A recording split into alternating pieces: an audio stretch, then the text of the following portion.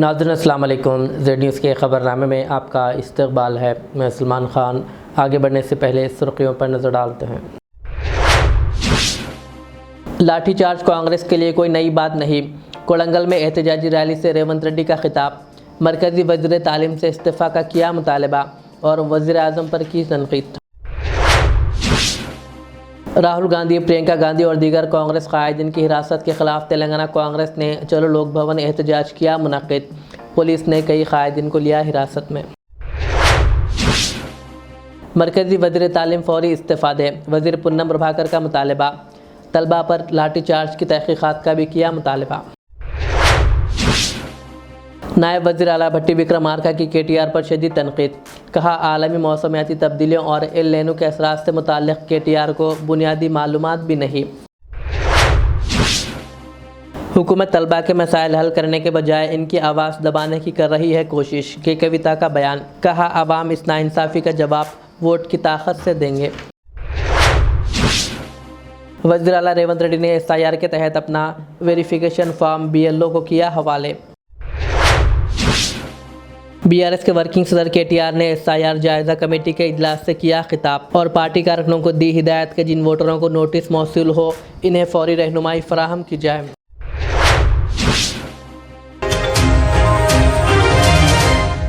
अब पेश है खबरों की तफसील। वज़ीर आला रेवंत रेड्डी ने कोड़ंगल में खिताब करते हुए कहा कि लाठीचार्ज कांग्रेस के लिए कोई नई बात नहीं। पार्टी गुज़िश्ता 100 बरस से गरीबों और नौजवानों के हुकूक़ के लिए लड़ाई लड़ रही है। उन्होंने कहा कि आज की लड़ाई कांग्रेस और BJP के दरमियान नहीं बल्कि गांधी के वारिसों और गोडसे के वारिसों के दरमियान है।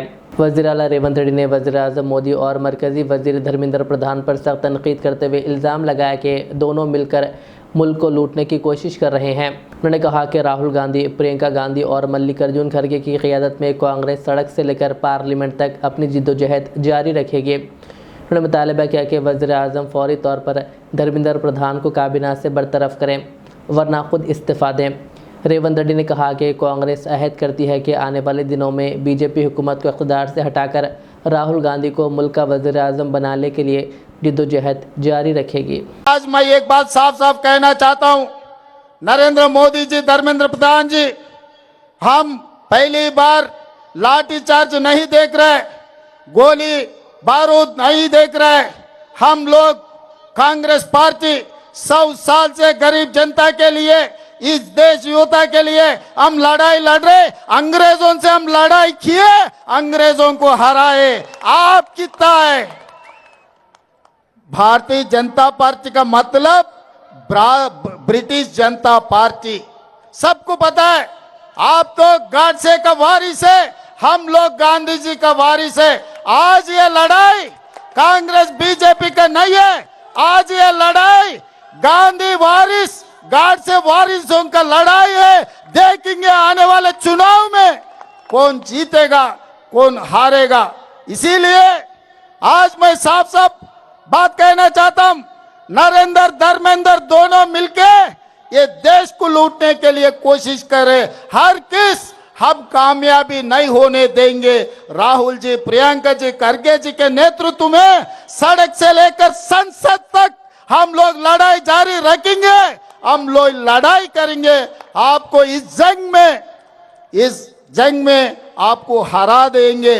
मोदी जी, ये बच्चों के जीवन से, इस देश से आप खेल ले रहे। आप लोग झूठ बोलने से ये देश खामोश नहीं बैठने वाले। इसीलिए आज इस देश में सब जवान खड़ा होकर मोदी जी के खिलाफ लड़ने के लिए तैयार हो गए। हमारा मदद ये युवता को है। कांग्रेस पार्टी ये नौजवानों के साथ मोदी के खिलाफ लड़ने वाले हैं आने वाले दिनों में। इसीलिए मोदी जी, भारत प्रधानमंत्री जी, तुरंत धर्मेंद्र जी को बरतरफ कर दो आपके मंत्रिवर्ग से, नहीं है तो आप इस्तीफा देना पड़ता।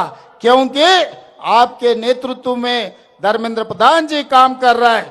आपके इशारे से वो इस्तीफा दे देंगे, नहीं है तो उनको बरतरफ कर दो, नहीं तो सड़क से लेकर संसद तक ये लड़ाई जारी रहेंगे। तेलंगाना से ये काम ये जंग शुरू हो जाएंगे। इसीलिए आज कोडंगल से अंबेडकर के साक्ष के अंबेडकर के सामने आज हम प्रतिज्ञा ले रहे हैं, आपको आने वाले दिनों में कुर्सी से हटाएंगे, राहुल जी को प्रधानमंत्री कुर्सी में बिठाएंगे। आप लोग सब तैयार है? आप लोग तैयार है? तैयार है? तैयार है? तैयार है? जो तैयार है हाथ उठाओ। राहुल गांधी, प्रियंका गांधी और दीगर कांग्रेस कायदीन की हिरासत के खिलाफ तेलंगाना कांग्रेस ने हैदराबाद में चलो राजभवन एहतजाज मुनक्किद किया। इस एहतजाज की क़यादत तेलंगाना प्रदेश कांग्रेस कमेटी के सदर महेश कुमार गौड़ ने की, जिसमें बड़ी तादाद में कांग्रेस कारकुनों ने शिरकत की। मुजाहिरीन ने नीट पेपर लीक मामले पर मरकजी वजीर तालीम धर्मेंद्र प्रधान के इस्तीफ़ा का मुतालबा किया। इस एहतजाज में वजीर पोंगुलेटी श्रीनिवास रेड्डी, वजीर दामोदर राज नरसिम्हा, MLA दारम नागेंदर और दीगर कांग्रेस कायदीन शरीक हुए, जबकि पुलिस ने सिक्योरिटी के सख्त इक़दाम किए थे और कांग्रेस कायदीन को हिरासत में ले लिया गया। हमारे नुमाइंदे शेख मोहम्मद से बात करते हुए तेलंगाना प्रदेश कांग्रेस कमेटी के सदर महेश कुमार गौड़ ने मीडिया को तफसीलात बताई। आज हम राजभवन जाके हमारी एक प्ली को गवर्नर को देना चाहते थे, अलाउ नहीं करे, अरेस्ट करे। और हमारे पार्टी ऑफिस में बीजेपी के गुंडा लोग आके आवार कर रहे, पत्थरों से मार रहे। 1 महीने से लगातार राहुल गांधी जी नीट के बारे में पूछ रहे, लेकिन कोई जवाब नहीं है प्रधानमंत्री जी से। कल प्रधानमंत्री घर को जाके उनको नींद से उठा के ये इश्यू पे बात करो बोले, नहीं है। पुलिस जुल्म चलाए, प्रियंका जी को, राहुल गांधी जी को, खड़गे जी को किस तरीके से आप पुलिस रूल कर रही है, इसके खिलाफ में आज हम चलो राजभवन करे। हमारे प्ली को गवर्नर को देना चाहते थे, देने का मौका नहीं दिया, हमको अरेस्ट करे और एक तरफ हमारे ऑफिस में आप अटैक कर रहे हैं। ये डेमोक्रेटिक सिस्टम में गलत है। राहुल गांधी, मल्लिकार्जुन खड़गे, प्रियंका गांधी और दीगर कांग्रेस कायदीन की गिरफ्तारी के खिलाफ वजीर पूनम प्रभाकर की क़यादत में हुस्नाबाद अम्बेडकर चौराहे पर एहतजाजी धरना मुनक्किद किया गया। मुजाहिरीन ने नीट पेपर लीक मामले पर मरकजी वजीर तालीम के इस्तीफ़ा, पार्लियामेंट में बहस और तलबा पर लाठी चार्ज की अदालती तहक़ीक़ात का मुतालबा किया। वज़ीर पूनम प्रभाकर ने कहा कि तलबा के पुरअमन एहतजाज पर ताकत का इस्तेमाल जमहूरी इक़दार के ख़िलाफ़ है। उन्हें ज़ख्मी तलबा को बेहतर इलाज, पेपर लीक से मुतासरा ख़ानदानों को मुआवज़ा देने और ज़िम्मेदारों के ख़िलाफ़ सख्त कार्रवाई का मुतालबा करते हुए कहा कि कांग्रेस अवाम और तलबा के हकूक़ के लिए अपनी जिद्दोजहद जारी रखेगी।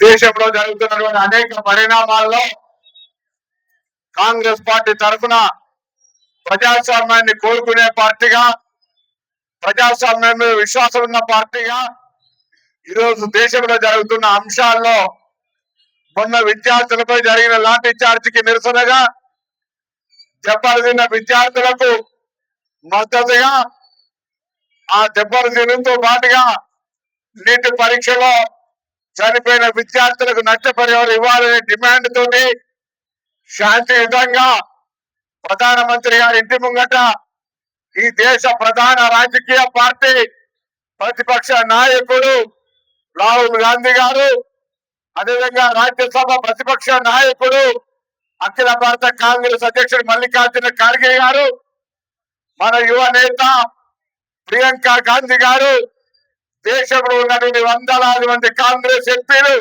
లోక్సభ, రాజ్యసభ ధర్నా చేసి ఈ ప్రశ్న పత్రాల లీకుకు కారకుడైనటువంటి ధర్మేంద్ర ప్రధాన్ ను రాజీనామా చేయించమని అడిగితే కనీసం స్పందించకుండా, నోరు విప్పకుండా మౌనంగా ఉన్న ప్రధానమంత్రి నరేంద్ర మోడీ నోరు విప్పాలని మొన్న జరిగిన లాఠీ చార్జీ ప్రజాస్వామ్యంలో మరొక స్వతంత్ర పోరాటాన్ని మరిపించే విధంగా, సత్యాగ్రహాన్ని మరిపించే విధంగా శాంతియుతంగా పోలీసులు కొడుతుంటే ఇంకా కొట్టండి కొట్టండి అని నిలుచొని ఈరోజు దేశంలో జరిగినటువంటి అన్యాయాన్ని ప్రశ్నించేటువంటి ప్రయత్నం చేసిన ఈ సందర్భంగా అనేక మందికి గాయాలైనాయి.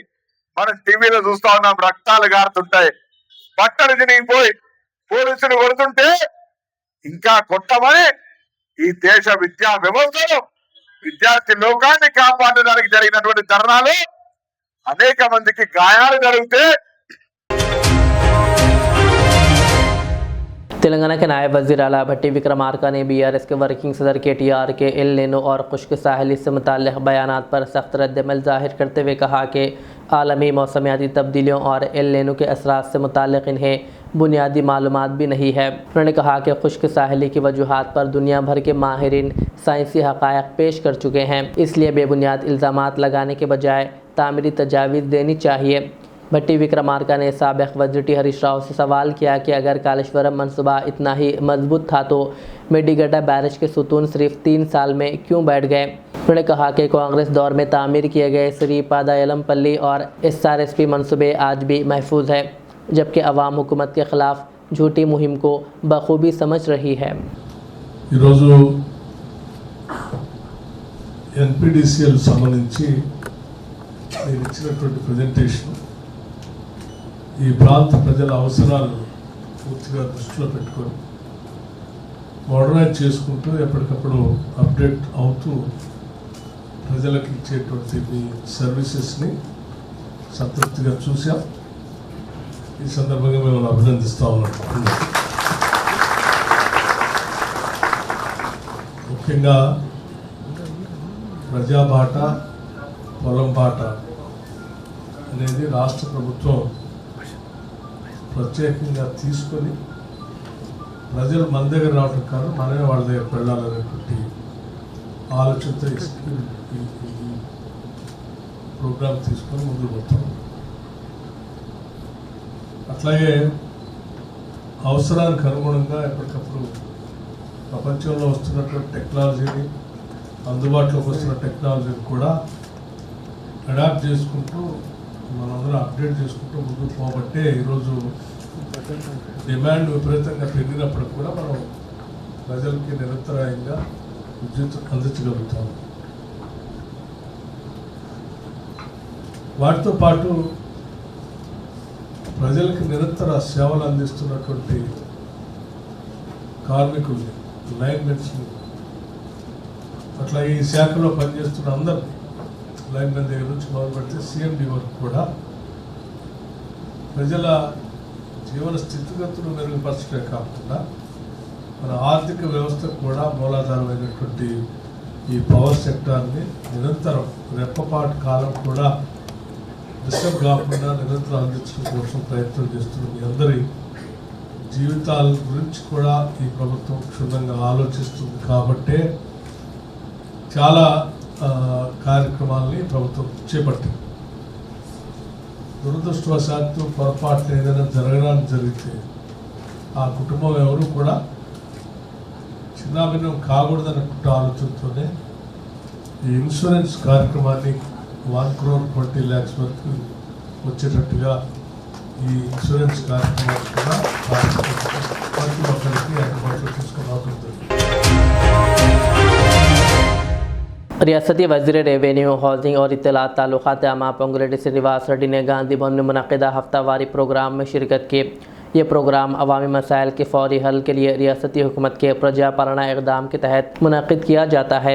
वज़ीर ने अवाम से बराह रास्त दरख्वास्तें और शिकायतें वसूल की और इनसे मुलाकात की और मुतल्लिक़ा हुकाम को हिदायत दी है कि मौसूला मसाइल के हल के लिए फौरी और मौसर इक़दाम किए जाएँ ताकि अवाम को बर वक्त इंसाफ और सहूलत फ़राहम हो सके।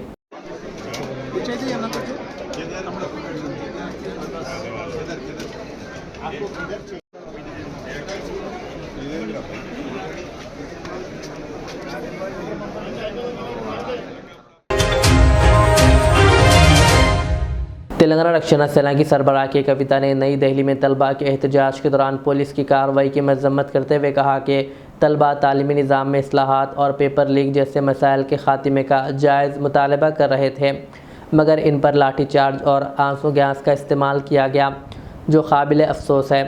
के कविता ने कहा कि हुकूमत तलबा के मसाइल के हल के बजाय इनकी आवाज़ दबाने की कोशिश कर रही है। उन्होंने पेपर लीक मामले के ज़िम्मेदारों के ख़िलाफ़ सख्त कार्रवाई, समाजी कारकुन सोनम वांगचुक की रिहाई और तलबा के मुतालबात की तकमील का मुतालबा करते हुए कहा कि अवाम इस नाइंसाफ़ी का जवाब वोट की ताकत से देंगे। You are not Bharatiya Janata Party anymore. You are British Jahil Party. We are all really troubled to see the way students were treated in Delhi yesterday. The police brutality unfortunately led to hundreds of students being hospitalized. 90 of them were severely injured.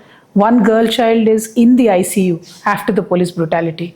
And it's really, really unfortunate to see that the CCTV cameras in the whole area have been deactivated. The internet was shut down.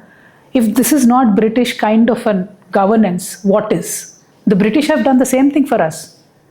When they were in this country, they curbed our freedom. They did not let us speak. Today, same thing is happening in capital city of India. You're conducting the same kind of atrocities on your own citizens. Please do not remind us of the dark era. We've fought for the freedom. It is completely unacceptable. Over the years, we have seen Bharatiya Janata Party behaving very brutally with the farmers. Now they are doing the same thing to the students. It's very unfortunate. This cannot be done. The way students were treated, the government has to publicly apologize. What have the students asked for? They only asked that the papers be not leaked, the exams be conducted in a very right way. They're only asking for a very meritorious and a fair examination process, which this country is not able to provide, unfortunately. The National Testing Agency has zero accountability. And who are the students supposed to question? Why are the people in power so afraid of the students? It is the world's largest democracy. When you live in a democracy, it gives you the power to question the authorities. That is the whole meaning and purpose of being a democratic nation. If we cannot stand that position, if you cannot answer your own students and your own people, you have no right to stay in power. Students, please be brave. Do not resort to violence. Answer of violence is not violence. Let us be calm. There is a lot of strength in being calm. Let us be peaceful. And please be hopeful. There are many political parties, many people in this nation who are trying very hard to make sure the system changes. It takes time, but don't lose hope. We are all there with you. Stay strong. Thank you. Jai Telangana, Jai Bharat. Telangana के वज़ीर आला रेवंत रेड्डी ने SIR के तहत अपना enumeration form BLO के हवाले किया। इस मौके पर उन्होंने आवाम से भी अपील की है कि वो बर वक्त अपनी वोटर तफसीलात की तस्दीक मुकम्मल करें। वज़ीर आला ने कहा कि अगर वोटर वेरिफिकेशन ना कराई गई तो नाम वोटर लिस्ट से खारिज होने का ख़दशा है। उन्होंने अवामी नुमाइंदों से भी दरख्वास्त की है कि वो लोगों में बेदारी पैदा करें और हर अहले वोटर को SIR अमल मुकम्मल कराने में ताउन करें। BRS के वर्किंग सदर KTR ने SIR जायज़ा कमेटी के इजलास में कहा कि कोई भी अहल वोटर का वोटर लिस्ट से नाम खारिज नहीं होना चाहिए। उन्होंने पार्टी कारकुनों को हिदायत दी है कि जिन वोटरों को नोटिस मौसूल हो इन्हें फ़ौरी रहनुमाई फराहम की जाए ताकि इनके नाम वोटर लिस्ट में बरकरार रहें। KTR ने कहा कि 10 अगस्त को ड्राफ्ट वोटर लिस्ट जारी होने के बाद हर नाम का बारीकी से जायज़ा लिया जाए। उन्होंने ज़ोर दिया कि अहले वोटरों का इंदराज यकीनी बनाया जाए, जबकि डुप्लिकेट और गैर अहल वोटरों को फहरिस्त से हटाने के लिए क्लेम्स एंड ऑब्जेक्शन के अमल पर खुसूसी तवज्जो दी जाए। हैदराबाद में कांग्रेस और BJP के एहतजाज के दौरान शहर के मरकज़ी इलाक़ों में कशीदगी पैदा हो गई। नीट पेपर लीक मामला और राहुल गांधी की मुबैना हिरासत के ख़िलाफ़ कांग्रेस ने लोक भवन के घेराव का ऐलान किया, जबकि BJP ने वज़ीर आज़म की रिहाइशगाह के बाहर एहतजाज के रद्द-ए-अमल में गांधी भवन के घेराव की कॉल दी। पुलिस ने कांग्रेस और BJP के कई कायदीन और कारकुनों को मुख्तलिफ मकामात पर रोककर हिरासत में ले लिया। इस दौरान दोनों जमातों के कारकुनों के दरमियान झड़पें हुई, लाठियों और पथराव का भी इस्तेमाल हुआ, जिससे इलाके में कशीदगी बढ़ गई। पुलिस ने हालात पर काबू पाने के लिए इजाफी फोर्स तैनात कर दी।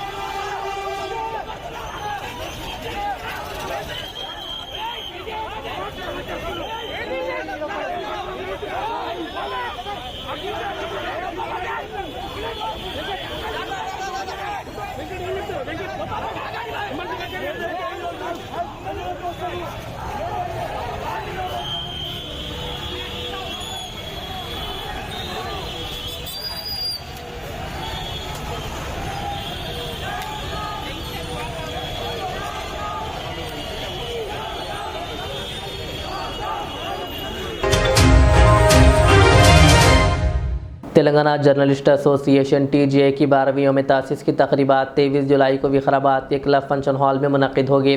इस मौके पर रियासती सतह पर रुकनियत साजी मुहिम का भी आगाज़ किया जाएगा। तकरीब में तेलंगाना असम्बली के स्पीकर गड्डम प्रसाद कुमार मेहमान ख़ुसूसी की हैसियत से शिरकत करेंगे, जबकि तेलंगाना प्रदेश कांग्रेस कमेटी के सदर महेश कुमार गौड़, मोहम्मद अली शब्बीर और दीगर मौजूद शख्सियात भी मौजूद रहेंगे। TJA के रियासती और ज़िले अहदेदारों ने ज़िले भर के सहाफ़ियों से अपील की है कि वो यौम तासीस की तकरीबात और रुकनियत साजी मुहिम में भरपूर शिरकत करें। तंजीम ने कहा कि वो हमेशा सहाफ़ियों के हुकूक़, फलाह बहबूद और आज़ादी सहाफ़त के तहफ़्फ़ुज़ के लिए सरगर्म रही है और मजबूत तंजीम ही सहाफ़ी बरादरी के मफादात का मौसर दिफा कर सकती है। तेलंगाना जर्नलिस्ट एसोसिएशन TJA के 12वीं में तासीस के मौके पर आज संगारेड्डी के सरकारी अस्पताल में मरीज़ों में फल और खाना तकसीम किया गया। इस मौके पर अस्पताल के RMO doctor Ravi Kumar, TJA की ज़िला जनरल सेक्रेटरी मोहम्मद मुजाहिद, ज़िला वर्किंग सदर D अशोक, नायब सदर अशोक बाबू, एग्जीक्यूटिव कमेटी के अरकान M चंदर रेड्डी, P राजू रमेश, डॉक्टरों, स्टाफ, नर्सों और दीगर मौजूद अफराद ने शिरकत की।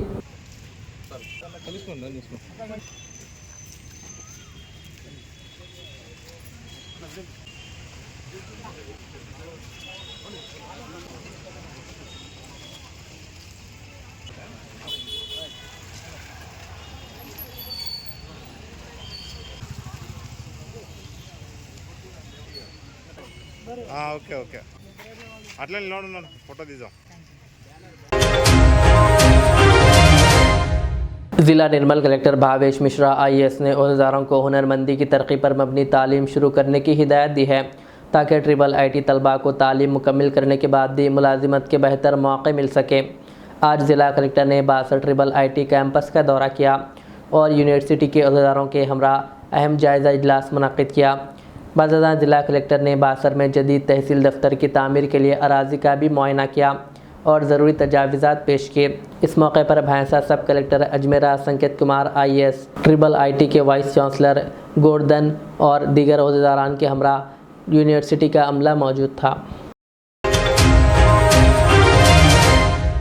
मलकपेट के रेनुवा बीबी आई कैंसर अस्पताल में बच्चों और बड़ों के लिए बोन मैरो ट्रांसप्लांट की जदीद सहूलियात का आगाज़ किया गया। अस्पताल में खून के कैंसर, लियोकेमिया, दीगर पेचीदा खून की बीमारियों के इलाज के साथ जदीद CAR-T सेल थेरेपी भी दस्तियाब होगी। इस मौके पर doctor MD Nadeem Ahmad, doctor Vishal Toka, doctor Syed इकराम कोतवाल और प्रोफेसर मोहम्मद मसूद अहमद ने मीडिया को मज़ीद तफसीलात बताई। अस्पताल इंतज़ामिया के मुताबिक जदीद टेक्नोलॉजी, माहिर डॉक्टरों की टीम और आलमी मियार के इलाज को मुनासिब लागत में फ़राहम किया जाएगा, ताकि तेलंगाना, आंध्र प्रदेश और पड़ोसी रियासतों के मरीज़ों को अपने ही शहर के करीब मियारी इलाज मिल सके।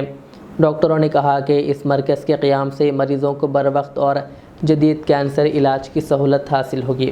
मैरो ट्रांसप्लांट आम ज़बान में देखे होंगे, कैंसर में कई तरीके रहते हैं। एक ज़्यादा सेंसिटिव और रिस्की जो एरिया है वो आम ज़बान में ब्लड कैंसर या ल्यूकेमिया कहते हैं, जिसका एक ख़ास किस्म का ट्रीटमेंट होता है जो हैदराबाद के बिल्कुल हिंदुस्तान में भी बिल्कुल कम सेंटर्स में वो ट्रीटमेंट है। तो वो ट्रीटमेंट यहाँ पर स्टार्ट हुआ डिपार्टमेंट, उसके ताल्लुक से तफसील से आप दोनों बात करेंगे। तो हमारा ज़्यादा रोल हॉस्पिटल के बारे में और इंट्रोडक्शन के बारे में मैं डील कर रहा हूँ। तो बीबी कैंसर हॉस्पिटल जो ओरिजिनल नेम था, ये अगस्त 1982 में स्टार्ट हुआ है। ये हिंदुस्तान के एक ओल्डेस्ट कैंसर हॉस्पिटल है प्राइवेट सेक्टर में। अब अंदाजा लगाइए 1982 में कैंसर के इलाज के लिए हॉस्पिटल और डॉक्टर्स नहीं थे, मगर बीबी कैंसर हॉस्पिटल 1982 में स्टार्ट हुआ। डॉक्टर सैयद अली साहब जो इसके फाउंडर है, जो हिंदुस्तान में गिने चुने रेडिएशन ऑन्कोलॉजिस्ट में से वो एक थे। और डॉक्टर सैयद अली साहब ये MNG हॉस्पिटल के पहले मेडिकल सुपरिटेंडेंट थे, तो उन्होंने स्टार्ट किया था। उसके बाद जो हॉस्पिटल की लीडरशिप रही वो डॉक्टर निसार सैयद साहब, वो भी दुनिया के माने हुए ऑन्कोलॉजिस्ट हैं, जिनका नाम पूरे दुनिया में जाना जाता है ब्रेकीथेरेपी बोलकर एक इलाज है, उन्होंने इजाद किया था। तो उसके साथ 2 साल से रेनोवा ग्रुप ऑफ हॉस्पिटल्स, जो हैदराबाद में बल्कि हिंदुस्तान में जाना जाता है, Renova group of hospitals, multi speciality और ख़ासतौर से कैंसर के हॉस्पिटल्स, और फिर वक्त 15 से ज़्यादा हॉस्पिटल्स हिंदुस्तान में काम कर रहे हैं। मैं डॉक्टर सैयद अकरम हूँ, मेडिकल डायरेक्टर और senior radiation oncologist Renova baby cancer hospital के। जैसे मसूद सर बता रहे थे, हम लोग का जो हॉस्पिटल का operations Renova baby cancer hospital का अप्रैल 2024 से स्टार्ट हुआ। ऑलमोस्ट 2 इयर्स हम लोग टेक ओवर करने के बाद से इसको रन कर रहे हैं। ये तो ऑलमोस्ट 40+ ईयर्स ओल्ड हॉस्पिटल है, और अभी फ़िलहाल हमारे पास जो कैंसर के ट्रीटमेंट के लिए जो ज़रूरियात है वो सब ट्रीटमेंट अवेलेबल है। कैंसर सॉलिड ट्यूमर्स और प्लेट कैंसर्स में डिवाइड होता है। सॉलिड ट्यूमर्स का इन द सेंस जैसे कि ब्रेस्ट कैंसर है, लंग कैंसर है, तो इस चीज़ को सॉलिड ट्यूमर्स बोलते हैं। तो हमारे पास जो है सर्जिकल ऑन्कोलॉजी डिपार्टमेंट है, जहाँ पे हम लोग मिनिमली इन्वेजिव सर्जरीज करते हैं, खासकर से ओरल कैंसर्स का, यानी कि मुंह के कैंसर्स का, ज़बान का, इस चीज़ के लिए। अलॉन्ग विथ हमारे पास जो प्लास्टिक सर्जरी की टीम है, इससे जो भी फ्लैप्स वगैरह है, रिहेबिलिटेशन सर्जरीज है, वो सब चीज़ अपने पास हो रहे हैं। इसके साथ साथ जो भी सॉलिड ट्यूमर्स है, ब्रेस्ट है, पेल्विक मैलिग्नेंसीज कहते हैं, जैसे कि बच्चेदानी का कैंसर है, कोलन कैंसर है, इसके लिए भी laparoscopic and minimally invasive surgeries भी अपने पास अवेलेबल है। और यहाँ पे 2 operation theatres newly equipped with जो हेपा फिल्टर्स के साथ अपने पास फंक्शनिंग में है। इसके साथ साथ रेडिएशन थेरेपी एक one of the important treatment modality है कैंसर ट्रीटमेंट में, स्पेशली सॉलिड ट्यूमर ट्रीटमेंट्स में। अपने पास रैपिडार और इमेज गाइडेंस के साथ ट्रीटमेंट अवेलेबल है, और हम लोग नया मशीन भी ऑर्डर कर चुके हैं जिसमें CBCT guided image guided radiation therapy भी रहेगा। इंशाल्लाह अराउंड नवंबर 1st वीक से वो भी चालू होगा। इसके साथ साथ जो है मेडिकल ऑन्कोलॉजी का जो वेल इक्विप्ड डिपार्टमेंट है, जिसके ज़रिए chemotherapies, immunotherapies, target therapies, hormone therapies, ये सारे ट्रीटमेंट सिस्टमिक थेरेपीज अवेलेबल है। और अभी जो है ना न्यूली BMT यूनिट स्टार्ट हो रहा है, जैसे बताए थे, जैसे स्पेशली फॉर ब्लड कैंसर्स के लिए ये भी फंक्शनिंग करेगा। इसके साथ साथ स्पेशली जो 4th स्टेज के पेशेंट्स रहते हैं, जो बोन पेन की वजह से तड़पते रहते हैं, उनके लिए भी अपने पास पैलिएटिव केयर वार्ड है, जहाँ पे पैलिएटिव केयर फिजिशियन, यानी कि स्पेशली जिसमें इलाज नहीं हो सकता लेकिन कंफर्ट केयर दिया जा सकता है। कुछ किसी को फोड़े हो रहे हैं, तकलीफ में है, तो तकलीफ कम करना, फोड़ों के लिए जो भी केयर लेना है वो सिखाया जाता है पेशेंट के फैमिलीज को।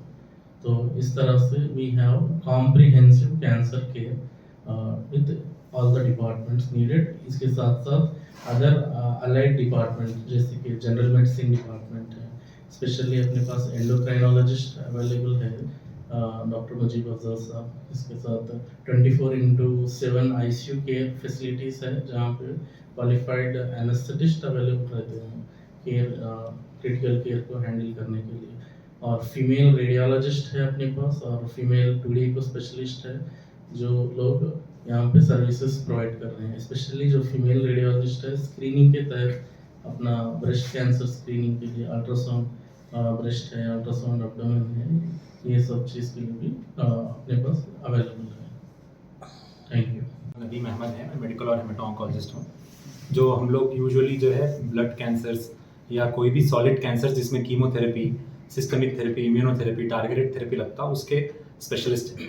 जैसे कि अकरम साहब बताए कि कैंसर में 3 फील्ड्स हैं, एक है सर्जिकल जिसमें सर्जरी करते हैं, और एक है रेडिएशन जिसमें रेडिएशन सेका लगा के ट्यूमर को, बीमारी को कम करते हैं।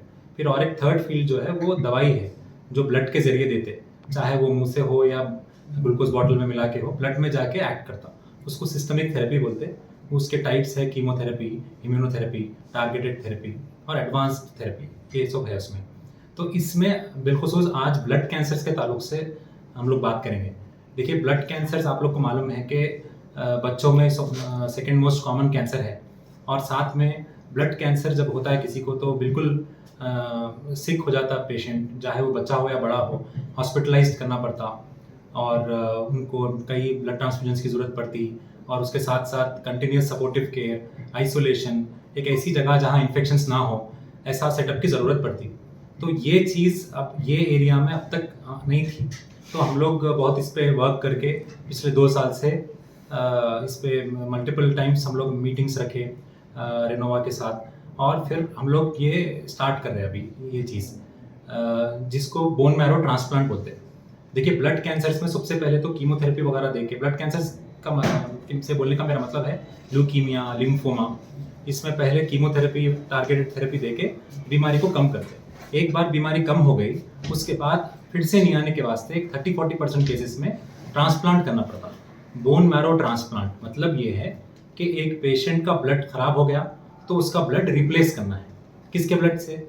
या तो खुद के ब्लड से कीमोथेरेपी देने के बाद, या नहीं तो उनके भाई बहन या वालिदैन जिसका भी मैच फुल हुआ उनका लेके ब्लड इनमें डालना है। क्यों? उनका अच्छा ब्लड है, इनका खराब है, इनके खराब ब्लड को निकाल के अच्छा ब्लड डालना, ऐसा समझा सकते हो उसको। ये बोन मैरो ट्रांसप्लांट का मतलब है। ये यूनिट अब तक ये एरिया में नहीं है, हम लोग इसका अभी फिलवक्त इनॉग्रेशन कर रहे समझिए। तो ब्लड कैंसर्स के ट्रीटमेंट में पहला पार्ट हो गया कीमोथेरेपी, इंडक्शन और उसका पहले बीमारी को कंट्रोल करना, जो हम लोग ऑलरेडी पिछले 2 ईयर्स से कई ब्लड कैंसर केसेस यहाँ कर चुके हैं। 20 to 25 केसेस करे, जिसमें से मुख्तलिफ किस्म के leukaemias, ALL, AML, APML, lymphomas, high grade lymphomas और बच्चों के ट्यूमर्स, ये सब एप्लास्टिक एनीमिया, ये सब केसेस थे जो हम लोग करें। अब इसके बाद नेक्स्ट स्टेप के लिए हम लोग अब तक बाहर भेजा देते। किसी को ट्रांसप्लांट की ज़रूरत है तो हम लोग कोई अफोर्ड नहीं कर सकता तो या नहीं तो स्टेट के जो इंश्योरेंस स्कीम है उसमें लेना चाह रहा तो हम MNJ भेजाते थे, कोई अपने अपने तरीके से सेल्फ चले जाते थे। लेकिन अब वही पेशेंट्स को हम लोग यहीं उसका ट्रीटमेंट मुकम्मल करने के लिए ये एक यूनिट इनॉग्रेशन करें। इसमें जो हमारे पास 3 रूम्स है BMT के लिए स्पेसिफिकली डेडिकेटेड, जिसमें इन्फेक्शंस नहीं होना बल्कि HEPA फिल्टर्स भी लगाए और बिल्कुल एसेप्टिक प्रिकॉशन, एक डोर में से एंटर करना है, दूसरे डोर में से निकलना है, फिर मल्टीपल टाइम्स अपने को गाउन्स पहनना है, हैंड वॉश, माउथ वॉश करना है, ग्लव्स पहनना है, हेड कैप पहनना है और उसके बाद पेशेंट को टच करने से पहले हम लोग मल्टीपल प्रिकॉशंस लेते। Dedicated sister, dedicated staff brother और डेडिकेटेड टेक्नीशियंस रहते हैं उसके लिए। और ये चीज़ हम लोग अब स्टार्ट करने वाले हैं। अभी फिलवक्त ब्लड कैंसर का इलाज तो वहाँ चल रहा है, खाली ट्रांसप्लांट का अब उसका इनॉग्रेशन है समझिए। ये मैं ये हमारे हॉस्पिटल के अलावा अभी करीब में इधर यहाँ नहीं है, तो एक ऐसा समझ लीजिए कि अपने साउथ जोन या पुराने शहर के लोगों के लिए एक फैसिलिटी उनके डोर स्टेप तक आ गई। ये चीज़ के लिए हम पैदा हुए जब लोग मुंबई और चेन्नई जाते थे, फिर हम बड़े होते गए वैसा लोग नए शहर में जा रहे हैं, अब हम पुराने शहर में इसका इंतज़ाम कर दिए। ये मेनली वो मकसद है ये आज के प्रेस कॉन्फ्रेंस का। डॉक्टर विशाल है, मैं सीनियर मेडिकल ऑन्कोलॉजिस्ट और हेमेटोलॉजिस्ट हूँ। तो आज ये लगाने की वजह ये है कि हम ये सेंटर पे अभी लो कॉस्ट में सबको ये रीजन के लोगों को अच्छा सर्विसेज दे सके। जैसे अभी बात कर रहे थे कि immunotherapy, targeted therapy, hormonal therapy, उसके अलावा अभी इधर हम बोन मैरो ट्रांसप्लांट मतलब सर बताया कि ऐसा जो खराब हो ब्लड को निकाल के नया ब्लड, जो हेल्थी ब्लड है वो देना है। तो उसमें ज़्यादातर ये रहता है कि कॉम्प्लिकेशंस ज़्यादा रहते हैं, मतलब 15 to 20% इन्फेक्शन होने का, ग्राफ्ट वर्सेस होस्ट डिजीज़ आने का, नहीं तो ग्राफ्ट रिजेक्शन होने का वो चांसेस रहते हैं। उसके अलावा 80 to 85% क्यूर रेट है, तो उनको देखना हम। और इसके अलावा हम टीम के जैसा है इधर, तो जो मेजर फैमिली सपोर्ट है, नहीं तो ट्रीटमेंट कॉस्ट है और जैसे एक्सपर्टीज़ है, तो टीम के ऐसा काम करेंगे और अच्छे से अच्छा इलाज हम पेशेंट को दे सकें, यही हमारा मकसद है। के साथ ये स्टार्ट हो रहा था या फिर वही ओल्ड टेक्नोलॉजी को जो है रिवाइव के तौर पे उसी को ट्रेडिशनल तौर पे उसी को चला रहे हैं? जैसा अभी बताया सर के ओल्ड सिटी में फर्स्ट टाइम जैसे यहाँ स्टार्ट हुआ, तो what would be the difference between the theory which they are following and what we have started? Traditionally, what we are doing now. Now we have a new therapy called CAR-T therapy, chimeric antigen receptor. तो उसमें जो है patient का blood को sales री engineer करके वो देते हैं, तो this is actually new novel therapy है ये. So this is a bridge for transplant. जैसे अभी रिलैप्स हो गया, मतलब बीमारी फिर से वापस आ गया, तो ये देने के बाद ये थोड़ा गैप रहेगा, उसके बाद ट्रांसप्लांट कर सकते हैं और थोड़े पेशेंट को इससे भी कंप्लीट इलाज हो सकता है. ये नया है, मतलब वो पुराना, इट्स नॉट लाइक पुराना चीज़ अभी नया बार लेके आए. हर चीज में डेवलपमेंट आ रहा है. और जैसे कि सर ये आजकल बच्चों में कैंसर बहुत ज्यादा देखने में आ रहा है. ब्लड कैंसर का जो वो है, यानी 3 years to 7 years, 3 years to 8 years के बीच में, तो इसके प्रिवेंशन के लिए कुछ आप लोग सजेशन देना चाहेंगे? बच्चों में क्या ऐसी वजूहत है, what would the reasons behind that? Basically बच्चों का उतना रिस्क फैक्टर्स कुछ भी नहीं रहते. जैसे बड़ों स्मोकिंग करता है, नहीं तो पोल्यूशन वैसा है, बच्चों में वो सब देखने को नहीं मिलता. तो it is a some genetic mutation, बोल तो कुछ ऐसा जेनेटिक म्यूटेशंस होता है. हेरिडिटरी तो बहुत कम है, 5% से भी कम है. मोस्टली एक्वायर्ड ही होता है, मगर देयर इज नो प्रॉपर क्या बोलते हैं cause for that disease to happen. But good thing ये है कि अगर अर्ली से हम, जैसे सर बोला है कि कुछ स्पॉट्स आए, नहीं तो फीवर, कंटिन्यूस फीवर आ रहा है, कुछ नेक में नोड्स आ रहा है, ऐसा कुछ है तो जल्दी लेके आए तो most of the pediatric cancers are 90 to 95% curable. If you bring them in early stages, stage 1, stage 2 पे जल्दी लेके आए तो most of them are curable. Unlike adults, अभी adults में कितना 40 to 50% सर्वाइवल रहता, कितना भी हो. तो बच्चों में ऐसा नहीं है, 80-90% कंप्लीट क्योर रहेगा. आप ये बोले कि स्मोकिंग करने से कैंसर होता है, लेडीज तो स्मोकिंग नहीं करते, they have so many types of cancer. उसकी वजह स्मोकिंग, देखो अगर घर में कोई स्मोक कर रहा है तो सेकेंड हैंड स्मोक से भी हो सकता है. उसके अलावा भी जैसे हेरिडिटरी कैंसर्स बोलते हैं, वो 10% हेरिडिटरी कैंसर्स रहते हैं. फैमिली में रन होता है, एक बीच में एक जनरेशन स्किप हो सकता है और दूसरे जनरेशन में आ सकता है, तो हेरिडिटरी रहता है. और अपना बिना अपने सोचे भी थोड़ा थोड़ा, मतलब जो खाने में जो करते हैं, नहीं तो एयर इनहेलेशन, पोल्यूशन से भी हो सकता है, वो हम उतना ज़हन नहीं करते. मगर कुछ ना कुछ कॉज रहता, मगर 10% तो हेरिडिटरी है. स्मोकिंग.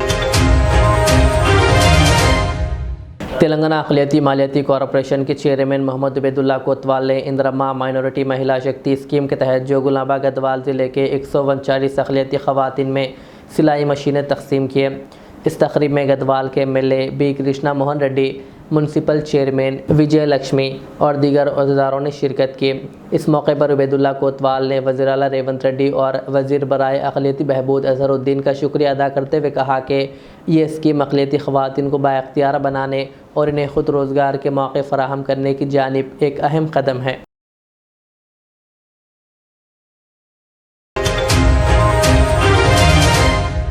कांग्रेस कायद राहुल गांधी की गिरफ्तारी के खिलाफ भैंसा में बस स्टैंड के रूबरू डॉक्टर BR अम्बेडकर के मुजस्समे के अहाते भोसले नारायण राव पटेल, साबिक़ MLA व कांग्रेस पार्टी मुधोल ताल्लुक़ा इंचार्ज की क़ियादत में कांग्रेस पार्टी की जानिब से धरना मुनक़्क़िद किया गया.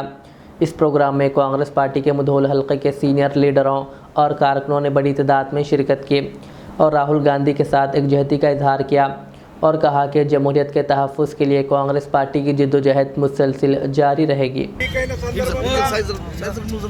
లాఠీ చార్జ్ చేయడం జరిగింది. మరి అదే మాదిరిగా దానికి నిరసిస్తూ మన ప్రతిపక్ష నాయకులు రాహుల్ గాంధీ గారు, మన కాంగ్రెస్ పార్టీ అధ్యక్షులు మల్లికార్జున ఖర్గే గారు, శ్రీమతి ప్రియాంక గాంధీ గారు హై సెక్యూరిటీ జోన్లో వెళ్ళి ప్రధానమంత్రి ఇంటి ముందర ధర్నా చేయడం జరిగింది.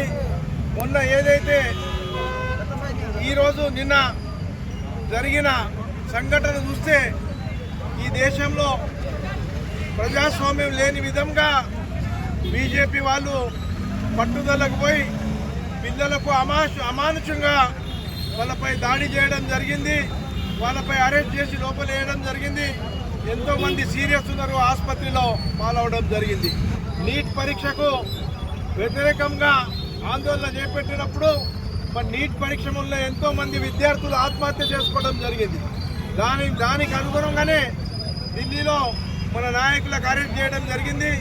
నామమాత్రంగా తూతూ మంత్రంగా సంజయ్ సింగ్ మంత్రి గారిని చర్చలకు పంపించి ఆ చర్చలకు సారాంశం లేకుండా మరి బీజేపీ వాళ్ళు మొండి వైఖరితో ఏదైతే ఆంభావంతో ధర్మేందర్ ప్రధాన్ రాజీనామా చేస్తే ఎప్పుడో ఈ విషయం ఒక కొలికి వచ్చేది. దానికి వాళ్ళు అలా చేయకుండా వారు ఏదైతే మేమే పట్టిన కుందేలకు 3 కాలనే ఉద్దేశంతో ప్రజాస్వామ్యాన్ని కూని చేయడానికి వాళ్ళు ప్రయత్నం చేయడం జరుగుతుంది. ఏదేమైనప్పటికీ కాంగ్రెస్ పార్టీ राहुल गांधी की गिरफ्तारी के खिलाफ जहीराबाद में कांग्रेस पार्टी ने साबिक वज़ीर डॉक्टर ए चंद्रशेखर की क़ियादत में पुरअमन एहतजाज किया। गांधी मुजस्समे से BR अम्बेडकर तक एहतजाजी रैली निकाली गई और सड़क पर धरना देकर गिरफ्तारी की मजम्मत की गई। चंद्रशेखर ने कहा कि कांग्रेस जमहूरी आवाज़ों को दबाने की हर कोशिश की मुखालिफत करती है। उन्होंने नीट पेपर लीक मामले में ज़िम्मेदारों के खिलाफ सख्त कार्रवाई और मरकज़ी वज़ीर तालीम से इस्तीफ़ा का मुतालबा किया और कहा कि कांग्रेस तलबा के हकूक़ और जमहूरी इक़दार के तहफ़्फ़ुज़ के लिए अपनी जद्दोजहद जारी रखेगी। జరిగిన దుర్ఘటన ముఖ్యంగా భారతదేశంలో ఉన్న నిరుద్యోగులకు, భారతదేశంలో ఉన్న విద్యార్థులకు, ఇప్పుడున్న ఎడ్యుకేషన్ మంత్రి గారు ఏదైతే ఉందో కేంద్ర ఎడ్యుకేషన్ మంత్రి ధర్మేంద్ర ప్రధాన్ ఆయన చేసిన చర్యల వల్ల లక్షలాది మంది స్టూడెంట్స్ ఉన్నారా, విద్యార్థులకు నష్టం జరిగింది. నష్టం జరిగిందని చెప్పేసి న్యాయం కావాలని చెప్పేసి వచ్చిన విద్యార్థులను నిర్దాక్షిణంగా ఢిల్లీలో వాళ్ళు లాఠీ చార్జీలు చేసి రక్తపాతాన్ని సృష్టించిన ఏదైతే నరేంద్ర మోడీ గవర్నమెంట్ ఉన్నదో తక్షణమే దిగిపోవాలి సిగ్గుతో.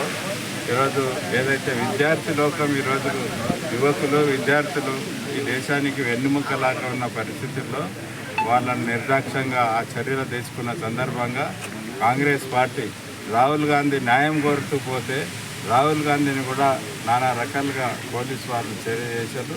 పోలీసు వాళ్ళతో పాటు ఇది ఏదైతే నరేంద్ర మోడీ దుశ్చర్యలు ఉన్నాయో తక్షణమే ఆయనను ధర్మేంద్ర ప్రధాన్ అతన్ని రాజీనామా చేయించాలి. దాంతోపాటు నరేంద్ర మోడీ కూడా సిగ్గుపడి ఆయన ప్రధానమంత్రికి రాజీనామా చేయాల్సిన అవసరం ఉన్నది. కాబట్టి రేపు కాంగ్రెస్ పార్టీ పవర్లోకి వచ్చిన తర్వాత వాళ్ళకి ఏదైతే ఈరోజు అన్యాయం జరిగిందో విద్యార్థులకు అందరికీ కూడా న్యాయం జరిగే విధంగా రాహుల్ గాంధీ గారు ప్రామిస్ చేసినారు. ఖచ్చితంగా రేపు దేశంలో కాంగ్రెస్ పార్టీ నాయకత్వంలో కాంగ్రెస్ పార్టీ రాహుల్ గాంధీ గారు ప్రధానమంత్రి అయి డెఫినెట్గా ఈరోజు ఏదైతే చర్యలు జరిగినాయో ఈరోజు ఏదైతే అన్యాయం జరిగినదో విద్యార్థులకు న్యాయం చేసే విధంగా కాంగ్రెస్ పార్టీ చర్యలు తీసుకుంటుందని చెప్పేసి తెలియపరుస్తూ ఈ ప్రాంతంలో ముఖ్యంగా ఈరోజు మారుమూల మా గ్రామమైన మన లాస్ట్ బార్డర్ ఉన్నది, మనది కర్ణాటక బార్డర్, వాళ్ళందరికీ తెలిసే విధంగా ఈరోజు కాంగ్రెస్ పార్టీ ధర్నా చేపట్టడం జరిగింది. ఇది కనువిప్పు కావాల్సిన అవసరం ఉన్నది. వేరే పార్టీలకు, బీజేపీ పార్టీలకు, మిగతా పార్టీలకు ఎవరైతే సపోర్ట్ చేస్తారో వాళ్ళందరి మీద ఈ విద్యార్థులు చర్యలు తీసుకుంటారని చెప్పేసి తెలియపరుస్తూ ఈరోజు ఈ ధర్నాను విజయవంతం చేసినందుకు మా కాంగ్రెస్ పార్టీ నాయకులకు, కార్యకర్తలకు అందరికీ కూడా ప్రత్యేకంగా నా తరఫున ధన్యవాదాలు తెలియపరుస్తూ రాహుల్ గాంధీ రాహుల్ గాంధీ కాంగ్రెస్। राहुल गांधी को पेपर लीक मामले में एहतजाज के दौरान हिरासत में लिए जाने के खिलाफ महेश्वरम असम्बली हल्के में कांग्रेस पार्टी की जानिब से एहतजाजी रैली निकाली गई। ये रैली शाहीन नगर हाईवे होटल से शाहीन नगर तक मुनक़िद की गई, जिसमें कारकुनों ने मरकज़ी हुकूमत के ख़िलाफ़ नारेबाजी करते हुए अपनी नाराज़गी का इजहार किया। एहतजाज में महेश्वरम कांग्रेस के सीनियर कायद दीपा भास्कर रेड्डी, डिवीज़न 65 के सदर शेख यूसुफ कादरी और अहमद बॉम समेत दीगर कांग्रेस कायदीन और कारकुनों ने शिरकत की। मुखर्रिरी ने कहा कि अवामी मसाइल और नौजवानों के हकूक़ की आवाज़ उठाने वालों को दबाने की कोशिश जमहूरी इक़दार के ख़िलाफ़ है। रहमानिर्रहीम, आज 64 डिवीज़न पहाड़ी शरीफ से लेके 63 डिवीज़न तक हमने पैदल मार्च किया है, प्रोटेस्ट किया है। दीपा भास्कर रेड्डी साहब की लीडरशिप में ये प्रोटेस्ट इसकी वजह से किया गया है। जो दिल्ली में जंतर मंतर में जो धर्मेंद्र प्रधान का इस्तीफ़ा मांगने के लिए जो स्टूडेंट्स प्रोटेस्ट कर रहे थे, उनके साथ जो ज़्यादती की गई है, जिस तरीके से आज धर्मेंद्र प्रधान का मिनिस्ट्री को आगे रखते हुए स्टूडेंट को जिस तरीके से मारा गया है, आज मोदी बता रहे हैं कि उनका इख्तियार कितना अजीज़ है। स्टूडेंट को किस तरीके से मार रहे हैं। आज देश का आने वाला मुस्तकबिल है, आने वाले भविष्य है देश का, आने वाले बच्चों को कौन साइंटिस्ट बनेगा, कौन डॉक्टर बनेगा, वहाँ आने वाले हमारे बच्चे हैं। क्योंकि जिस तरीके से बच्चों के साथ नाइंसाफ़ी की गई, जिस तरीके से बच्चों को मारा गया, उसी आवाज़ में हमारे लीडर ऑपोजिशन राहुल गांधी साहब ने आवाज़ उठाने के लिए प्रधानमंत्री के घर का घेराव किया, तो उनको भी उठाकर अरेस्ट कर दिया गया। तो ये ऐसा है, अब तक के देश की आज़ादी होने के बाद अंग्रेज़ों के ज़माने में देखा जाता था, इस तरीके से विचारधारा की लड़ाई को आवाज़ बंद कर दी जाती थी। विचारधारा की लड़ाई हमारे राहुल गांधी ने विचारधारा की लड़ाई लड़कर आवाज़ उठाने के लिए उनके हक में गए तो उनको अंदर डाल दिया गया। उसी के तरीके से ये काला कानून बना के देश को अंदर से खोखला करके ख़त्म करना चाह रहे हैं। उसी तरीके से हम आवाज़ उठाए, एहतजाज मुनज़्ज़म करे हैं यहाँ पर। इसी तरीके से और एहतजाज हर पूरे हिंदुस्तान में हर तरीके से हर गलियों से निकलेंगे। ये हुकूमत जो भारतीय जनता पार्टी है, सिर्फ इनका एक ही मंशा है कि इस देश को ख़त्म करना और खोखला कर देना। इस देश को बेच के चले जाएंगे। अडानी का 16,000 करोड़ का खर्च माफ़ करते हैं, वहीं प्रधानमंत्री जी आज देश के नौजवानों की बात सुनने के लिए नहीं आगे आ रहे हैं। नौजवानों को बीच सड़कों पर छोड़ दिया गया। नौजवानों को अपने पढ़ाई के लिए, अपने हक के लिए, अपने आने वाले मुस्तकबिल के लिए अब देश के प्रधानमंत्री से मांग कर रहे हैं, तो प्रधानमंत्री उनके लिए आवाज़ सुनने के लिए तैयार नहीं है। हम खामोश नहीं बैठेंगे। इसी तरीके से हम हर तरफ, हर पूरे देश में जिस तरीके से धरने हो रहे हैं, हम हमेशा धरने करते रहेंगे। और इसी तरीके से मैं मेरी बात खत्म करता हूँ। जय हिंद, जय कांग्रेस। SIO तेलंगाना ने पोस्ट मैट्रिक स्कॉलरशिप स्कीम की बहाली और ज़ेरे इल्तिवा स्कॉलरशिप्स की फौरी इजराई के मुतालबे पर प्रेस कॉन्फ्रेंस और राउंड टेबल इजलास मुनक़िद किया। इस इजलास में जमात इस्लामी हिंद तेलंगाना के अमीर हल्का अज़हरुद्दीन, सफ़ा बैतुल माल के सदर गयास अहमद रशादी, उस्मानिया यूनिवर्सिटी के प्रोफेसर डॉक्टर इस्लामुद्दीन मुजाहिद, जमात अहले हदीस तेलंगाना के सदर डॉक्टर शफ़ीक़ आलम, अमारत मिल्लत इस्लामिया मौलाना हुसामुद्दीन सानी अक़िल जाफ़र पाशा, जमीयतुल उलमा तेलंगाना के सेक्रेटरी मुफ्ती ज़ुबैर क़ासमी, असीम के सेक्रेटरी SQ मसूद और SIO तेलंगाना के रियासती सदर मोहम्मद फ़राज़ अहमद समेत दीगर शख्सियात शरीक हुई। मुक़र्रिरीन ने कहा कि 1996 में शुरू की गई पोस्ट मैट्रिक स्कॉलरशिप स्कीम से लाखों तलबा मुस्तफ़ीद हुए, मगर 2024-25 में एक भी स्कॉलरशिप मंजूर न होने से हज़ारों तलबा माली मुश्किलात का शिकार हैं। इजलास में फ़ैसला किया गया है कि एक वफ़द वज़ीर आला रेवंत रेड्डी से मुलाकात करेगा और अगर हुकूमत ने जल्द स्कॉलरशिप जारी ना किए तो रियासत गिर तहरीक शुरू की जाएगी। मोहम्मद फ़राज़ अहमद ने कहा कि स्कॉलरशिप तलबा का आइनी हक़ है, इसलिए हुकूमत फ़ौरी तौर पर स्कीम को बहाल करे और तमाम बकायाजात जारी करे। बिस्मिल्लाहिर्रहमानिर्रहीम। मैं मुफ्ती महमूद ज़ुबैर क़ासमी, जनरल सेक्रेटरी जमीयतुल उलमा तेलंगाना आंध्र प्रदेश आप हज़रात से मुखातब हूँ। आज SIO की दावत पे एक राउंड टेबल मीटिंग में हमारा आना हुआ। इस मीटिंग का मकसद ये है कि इस वक्त में तकरीबन हज़ार करोड़ की बच्चों की जो स्कॉलरशिप थी वो रुकी हुई है हुकूमत की तरफ से, और तकरीबन 2-3 साल से इस सिलसिले में हुकूमत मुस्तकिल कोताही का शिकार है। और इससे पहले हमने देखा कि टेमरीज़ का मसला कैसे हुआ। टेमरीज़ में बड़ी तादाद में बच्चे जाते थे, लेकिन हुकूमत की कोताही की वजह से, इंतज़ामात की कमी की वजह से आहिस्ता आहिस्ता इस वक्त में बड़ी तादाद में मुसलमान बच्चे उससे दूर हो गए और तालीम से दूर हो गए। अगर ये मौके पर भी फीस रीइंबर्समेंट का जो मसला है, अगर ये हल नहीं होता है तो अंदेशा ये है कि कई मुसलमान बच्चे जो ग्रेजुएशन के लिए जाते थे वो उससे शदीद मुतासिर होंगे। दूसरा मरहला ये है कि जो बच्चे पढ़ चुके हैं उनके सर्टिफिकेट्स जो है अभी तक भी कॉलेजेस के पास है, वो बाहर जाना चाहते हैं, जा नहीं सकते। वो किसी जगह मुलाजिमत करना चाहते हैं, मुलाजिमत नहीं कर सकते। वो कोई सरकारी तालीम हासिल कर, सरकारी जगह पे कोई मुलाजिमत हासिल करना चाहते हैं, वहां नहीं होती, प्राइवेट में नहीं होती। तो इस तरीके से बहुत से मसाइल का इस वक्त में शिकार है। हुकूमत से हमारी यही गुजारिश है, बारहा उनको तवज्जो दिलाई गई है। आज इस मीटिंग में ये बात भी सामने आई कि चीफ मिनिस्टर से इंशाल्लाह कुल जमाती वफ्द इंशाल्लाह मुलाकात करे इस सिलसिले में, और उनको तवज्जो दिलाई जाए कि बच्चों के मुस्तकबिल के साथ खिलवाड़ ना हो, बच्चों के तालीम के साथ कोई खिलवाड़ ना हो, और इस सिलसिले में संजीदगी से गौर करते हुए मुसलमानों के जो मसाइल हैं, अक़लियतों के जो मसाइल हैं, उसमें इसको प्रायोरिटी देते हुए इस मसले के हल की तरफ तवज्जो दी जाए। रहमतुल्लाहि व बरकातहू। आज एसआईओ की जानिब से जो मीटिंग रखी गई है ये बहुत ही अहमियत की हामिल मीटिंग है कि आज की इस मीटिंग में अक़लियती तलबा के स्कॉलरशिप्स जो गवर्नमेंट की जानिब से रुकी हुई है उससे मुतालिक ये मीटिंग रखी गई और यहाँ पर बहुत सारी तजावीज़ आई हैं। हम यही बात कहेंगे कि गवर्नमेंट चाहे कोई भी गवर्नमेंट हो, जब इलेक्शन का वक्त आता है तो मुसलमान याद आते हैं, मुसलमानों को क़रीब किया जाता है और उनसे बहुत सारे मुतालबात किए जाते हैं, वादे किए जाते हैं और जैसे हुकूमत में आने के बाद ये सारे वादों को भुला दिया जाता है और नज़रअंदाज कर दिया जाता है। वैसे ही ये स्कॉलरशिप का मामला है। हमने इस बात को अच्छी तरीके से जान लिया है कि हज़ारों तलबा के स्कॉलरशिप रुकी हुई है, करोड़ों में रुपया रुका हुआ है और बच्चों के सर्टिफिकेट्स भी उनको नहीं दिए जा रहे हैं, जिससे काफ़ी नुकसान हो रहा है। हम हुकूमत से यही मुतालबा करेंगे कि स्कॉलरशिप्स को जारी करें और मुसलमानों के अंदर जो बेचैनी और तशवीश है इसको दूर करें और इस सिलसिले में जैसे यहाँ पर बात तय हुई कि ज़रूरत पड़ने पर हम सीएम साहब से मुलाकात करेंगे और इंशाअल्लाह मुअस्सर नुमाइंदगी करेंगे। आज स्टूडेंट इस्लामिक ऑर्गेनाइजेशन तेलंगाना की जानिब से एक राउंड टेबल कॉन्फ्रेंस मुनक़्क़द की गई, जिसमें अल्हम्दुलिल्लाह मुख्तलिफ़ उलमा इकराम दानिश्वर शरीक रहे। जैसा कि आप जानते हैं कि एसआईओ काफ़ी अरसे से तलबा और नौजवानों के सिलसिले में, उनके मसाइल के सिलसिले में बराबर स्ट्रगल करती है और कोशिश करती है। इस वक्त तेलंगाना का बड़ा बहुत सेंसिटिव इशू है स्टूडेंट्स का, वो फ़ीस रीइंबर्समेंट का है, स्कॉलरशिप का है।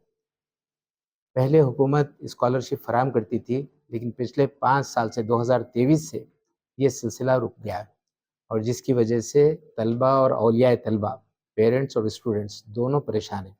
ज़ाहिर है अगर हमारे समाज में तालीमी माहौल नहीं रहेगा, तालीमी सहूलतें नहीं फराहम करेंगी हुकूमत, तो इससे जो बदअमनी पे होगी उसके ज़िम्मेदार हुकूमत ही होगी। तो इस एतबार से हुकूमत की ज़िम्मेदारी है कि जो मौक़े तालीम के सिलसिले में वो फराहम करें, पहली बात। दूसरी बात यह है कि हम वक्त के हुक्मरान चीफ़ मिनिस्टर साहब से ये डिमांड करते हैं कि वो बहुत से डेवलपमेंट के बारे में फ़िक्रमंद है, अपनी रियासत को डेवलप करने के बारे में, बहुत अच्छी बात है। लेकिन अगर इंसानों को अगर डेवलप नहीं करेंगे तो वो ब्रिजेस, डैम्स, पार्क्स मुल्क और रियासत नहीं है। यहाँ के इंसान रियासत है। यहाँ के इंसान सुधरेंगे, यहाँ के इंसान मुस्तक़बिल में अच्छे शहरी बनेंगे, तब ये मुल्क तरक्की करेगा और ये रियासत तरक्की करेगी। तो इस तरफ वो तवज्जो दें और हम उन्हें तवज्जो दिलाते हैं इस मौके पर। तीसरा एस्पेक्ट ये है कि अवाम बिलख़ुसूस स्टूडेंट्स और उनके पेरेंट्स भी इस वक्त जो क्राइसिस में है, जो परेशानी में है, ज़ाहिर है परेशानी का हल मकान में बैठने से नहीं होता, परेशानी का हल मैदान में आने से होता है। तो मैदान में आने की शदीद ज़रूरत है। आपने देखा कल दिल्ली में नौजवानों ने जब फैसला किया, नौजवानों ने जिस तरह मुज़ाहरा, हिम्मत का मुज़ाहरा किया, वक्त की हुकूमत फिल वक्त परेशान है। तो इससे इतनी मजबूत हुकूमत कहलाई जाने वाली हुकूमत भी आज फ़िक्रमंद है। वो उसकी बेसिक वजह यह है नौजवानों ने फ़ैसला किया और मैदान में क़दम रखा। Student Islamic organisation of India Telangana की जानिब से आज एक अहम राउंड टेबल मीट मुनक़्क़िद की गई थी, जिसमें हमने उलमाए किराम और दानिशवरान को मदऊ किया। इसका अहम मकसद ये है कि स्टेट में जो तलबा का एक अहम मसला चल रहा है स्कॉलरशिप्स का, उस मसले पर काफ़ी सालों से स्कॉलरशिप्स पेंडिंग हैं, रिलीज़ नहीं किए जा रहे और उसके नतीजे में ये हो रहा है कि लोगों की हुकूमत से उस सिलसिले में दिलचस्पी ख़त्म हो रही है और लोग उसको अप्लाई भी नहीं कर रहे हैं और उसको हासिल करने की कोशिश भी नहीं कर रहे हैं। उसके नतीजे में ड्रॉप आउट रेशियो में इजाफ़ा होता जा रहा है। तो इस इशू को एसआईओ ने टेकअप किया, काफ़ी सालों से इस पर हमारी जद्दोजहद चल रही है। साथ में असीम की तरफ से भी हमने सब ने मिलकर एक PIL भी फ़ाइल की, लेकिन उसके बावजूद भी हम देखते हैं कि जिस बड़ी तादाद में एप्लीकेशंस आते हैं और जो उम्मीदें हुकूमत से की जाती है और उन्होंने ख़ुद ने वादा किया कि वो फ़ी को रियम्बर्स करेंगे, लेकिन हम देखते हैं कि वो फ़ी रियम्बर्समेंट नहीं हो रही है, जिसके नतीजे में हज़ारों की तादाद में तलबा परेशान हैं और उनके सर्टिफिकेट्स कॉलेजेस में फंसे हुए हैं और उसके नतीजे में उनको कोई अगर आला तालीम हासिल करना चाहते हैं तो वो नहीं तालीम हासिल कर रहे हैं और किसी को जॉब का अगर आगे बढ़ना है तो वो जॉब हासिल नहीं कर पा रहे हैं। तो एक तरफ तो जो आगे बढ़ना चाह रहे हैं वो भी आगे नहीं बढ़ पा रहे हैं, और जो एजुकेशन हासिल करना चाह रहे हैं वो भी स्कॉलरशिप नहीं मिलने के नतीजे में वो ड्रॉप आउट हो रहे हैं। तो इस मसले पर जो हमारी कोशिशें हो रही हैं, इस पर हम उलमा इकराम के साथ, दानिशवरान के साथ उनको इस जद्दोजहद से वाकिफ़ कराने और साथ में मिलकर एक मुश्तरका लाएहमल बनाने के सिलसिले में ये राउंड टेबल मीट रखी गई थी। तो अल्हम्दुलिल्लाह इसमें अहम तजावीज़ हमारे सामने आई हैं। इंशाअल्लाह हम कोशिश करेंगे कि इन तजावीज़ पर गौर करते हुए एक मुश्तरका और अमली जद्दोजहद पर हम इंशाअल्लाह अमल करेंगे। जज़ाकल्लाह। वादी मुस्तफ़ा में कांग्रेस लीडर शेख अल्ताफ़ ने शेख यूसुफ कादरी को 64 डिवीज़न का सदर मुकर्रर होने पर मुबारकबाद पेश की। इस मौके पर उन्होंने गुलपोशी करते हुए नेक तमन्नाओं का इजहार किया और उम्मीद ज़ाहिर की है कि शेख यूसुफ कादरी अपनी नई जिम्मेदारी अच्छे अंदाज में निभाएंगे।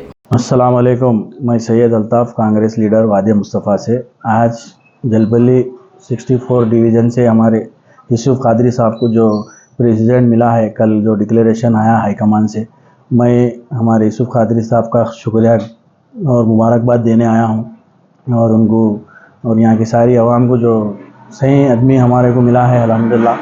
मैं कांग्रेस हाईकमान का और हमारे इंचार्ज के LR साहब का उनको शुक्रिया अदा करता हूं जो सही पहाड़ी शरीफ डिवीज़न में सही आदमी को प्रेसिडेंट दिए। और मैं यूसुफ कादरी साहब से भी एक रिक्वेस्ट करता हूं कि आवाम के दरमियान में रहकर आपको जो पोस्ट मिला उसको भरपूर उसका फ़ायदा उठाइए और आप अच्छे से अच्छा काम करिए आवाम का। और मैं बहुत बहुत दुआ देता हूं, अल्लाह और कामयाब करे मेरे भाई यूसुफ भाई को। आखिर में सुर्खियां और एक बार। लाठीचार्ज कांग्रेस के लिए कोई नई बात नहीं। कोड़ंगल में एहतजाजी रैली से रेवंत रेड्डी का खिताब। मरकज़ी वज़ीर तालीम से इस्तीफ़ा का किया मुतालबा और वज़ीर आज़म पर की तनक़ीद। राहुल गांधी, प्रियंका गांधी और दीगर कांग्रेस कायदीन की हिरासत के ख़िलाफ़ तेलंगाना कांग्रेस ने चलो लोक भवन एहतजाज किया मुनक़्क़िद। पुलिस ने कई कायदीन को लिया हिरासत में।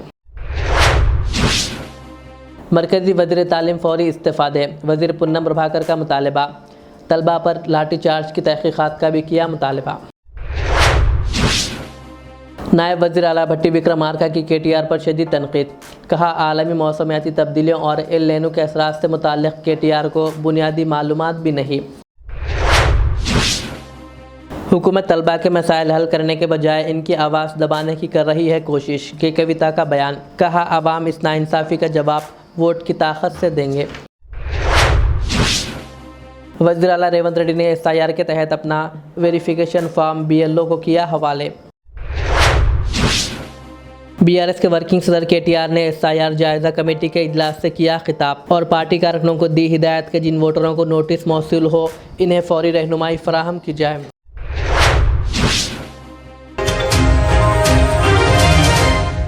ये थी आज के दिन भर की हमारी खबरें। मुझे इजाज़त दीजिए। हमारे चैनल को YouTube पर सब्सक्राइब, फेसबुक पर लाइक शेयर ज़रूर करें। अल्लाह हाफिज़। अल रियाज टूर्स एंड ट्रैवल्स, जहां पर domestic and international air ticketing, visa endorsement, immigration, passport दाखिल करने में ताउन, विजिट वीज़ा और उम्रा वीज़ा के साथ साथ वेस्टर्न यूनियन और मनीग्राम के अलावा दीगर कई सारी बेहतरीन सहूलियात भी यहां पर दस्तियाब रहेगी। मज़ीद तफसीलात के लिए दिए गए इस नंबर पर प्रोपराइटर मोहम्मद रियाज अहमद से रब्ता किया जा सकता है। फ़ोन नंबर है 9700358014 या फिर 9182535378 या फिर सीधे चले आए अल रियाज हेल्थ केयर क्लिनिक, मुस्तफ़ा नगर, फलकनुमा, हैदराबाद। आपका इत्मीनान ही हमारी कामयाबी। Modern trends readymade menswear collection पेश करते हैं आपके लिए आला अक़साम व मियारी मलबूसात। हमारे यहाँ formal, party wear, jeans, T shirt और ट्रैक पैंट्स के वसी वैरायटीज दस्तियाब है। इसके अलावा मर्दाना घड़ियाँ, सन ग्लासेस और मियारी जूतों का शानदार कलेक्शन भी। ऑर्डर्स पर इम्पोर्टेड अशिया भी हासिल की जा सकती है, तो देर किस बात की, आज ही चले आएँ। हमारा पता है मॉडर्न ट्रेंड्स, बीबी का चश्मा रोड, टिकलकुंडा, फलकनुमा, हैदराबाद। मज़ीद मालूमात और राब्ते के लिए प्रोपरेटर मोहम्मद इमाद अहमद से रब्ता करें। 9959541435।